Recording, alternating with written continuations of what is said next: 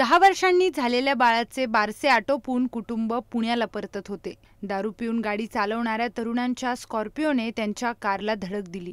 काल दुपारी 3:30 वाजता ही धक्कादायक घटना घडली।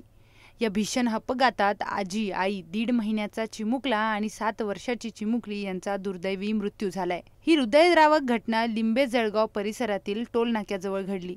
दारूच्या नशेत असलेल्या तरुणांनी दुभाजक ओलांडून कारला जोरात धडक दिली। दारू पिऊन गाडी चालवणाऱ्या 2 तरुणांवर वाळूज MIDC पोलिसांनी सदोष मनुष्यवधाचा गुन्हा दाखल केलाय। काल दिनांक 13 सप्टेंबर 2024 रोजी संभाजीनगर आयुक्तालयामध्ये वाळूज पोलीस स्टेशन हद्दीत वाळूज शहरापासून पुणेकडे जाणाऱ्या रोडवर वाळूजपासून 3 किलोमीटर अंतरावर एक भीषण अपघात झालेला आहे।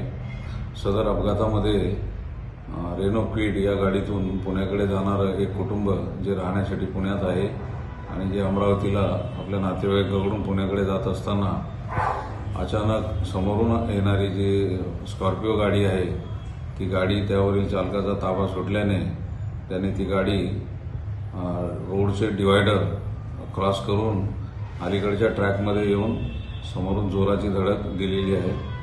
सदर अपघातामध्ये क्विड गाडीतून प्रवास करणारे जे कुटुंब आहे त्याच्यामध्ये जो मालक स्वतः जो गाडी चालवत होता त्याची पत्नी आणि त्याचा एक 6 महिन्याचा मुलगा हे जागीच मयत झालेले आहे।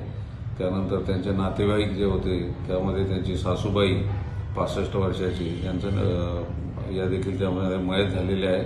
तसंच त्यांच्या नातेवाईकांची एक मुलगी 7 वर्षाची असे एकूण 4 इसम याच्यामध्ये मयत झालेले आहेत आणि 2 इसम जे आहेत ते जखमी आहेत। या जखमींना तात्काळ दवाखान्यामध्ये दाखल करण्यात आलेलं आहे, त्यांच्यावर उपचार चालू आहेत। सदर जी स्कॉर्पिओ अपघातास जी कारणीभूत ठरलेली आहे ती गाडी वाळूज शहरालगत एक बकवालनगर म्हणून एरिया आहे, त्या एरियातल्या एका 19 वर्षाच्या मुलांनी ती खरेदी केलेली आहे आणि त्याने ती गाडी मित्राला चालवण्यास दिलेली होती। प्राथमिक माहिती अशी आहे की हे जे आहेत मुलं जाताना ते एका रेस्टॉरंटमध्ये ते दारू पिलेले होते आणि दारूच्या नशेतच हा अपघात त्याच्यामध्ये झालेला आहे। त्यामुळे या केसमध्ये आपण culpable homicide not amounting to murder 304 जे IPCचं होतं आणि जे आता BNS मध्ये 105 आहे त्या कलमानुसार गंभीर गुन्हा दाखल केलेला आहे। रात्रीच तात्काळ जे आरोपीचा आहे शोध घेऊन आम्ही त्याला TV सेंटर एरियातून अटक केलेली आहे। अटकेनंतर तात्काळ त्याचं वैद्यकीय तपासणी करून मद्यप्राशन केल्यासंबंधात त्याच्या आपण ब्लड सॅम्पल कलेक्ट केलेला आहे। दोन्ही आरोपीचे जे आहे ते ब्लड सॅम्पल कलेक्ट केलेले आहे आणि आरोपींना रात्रीच त्यामध्ये अटक करण्यात आलेली आहे।